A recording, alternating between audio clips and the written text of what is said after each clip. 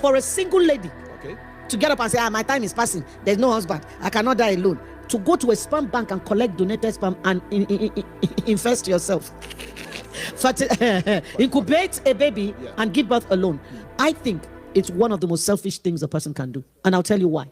Why? She's thinking of herself alone. I run a rehab center, sir. One of the greatest reasons young people are struggling with drug issues is identity issues. Even within their families, they don't feel they belong. So drugs become a coping mechanism. Now, second, have you seen the way African Americans from America are paying thousands of dollars to trace their ancestry? That's correct. And when they find out that they are connected to any country, if you see celebration, why? There are basic human needs, and one of them is the need to belong. Yeah, identity. When they're able to find out that they are from Ghana, do you know how many people are relocating to Ghana now? Ghana, yeah, that's true. Naturalizing, collecting Ghanaian passport over the American passport. Yeah. To settle in Africa.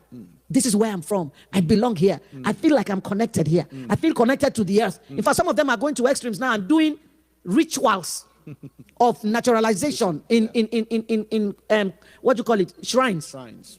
They are trying to connect so hard, they are going to another extreme. The need to belong is very, very critical. Now, a child grows up and says to the mother, who is my dad? The mother can say, I was raped.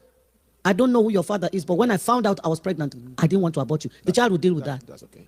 Another one may say, oh, your father rejected the pregnancy, but this is his name. This is where he comes from. Okay. You know, I got a call from somebody 2 days ago. She said, I got your number from so-and-so. She said, I turned 70. I don't know who my father was. My mother was so angry at whoever my father was because he denied the pregnancy. And she has never told, or she never told me until I was in my 50s. She just mentioned the name of the person she got pregnant for, the surname. She didn't mention the first name.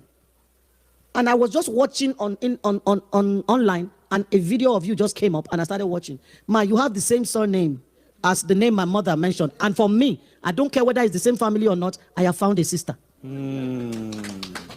She said, I'm going to relate to you as the only sibling I have.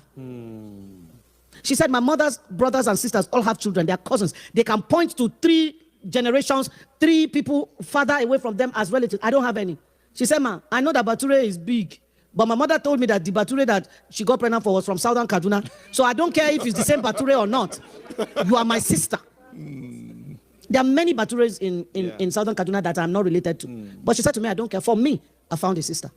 So you see, at 70, there's still that gaping need in her soul to connect. Then you intentionally do that to a child because you are thinking of yourself.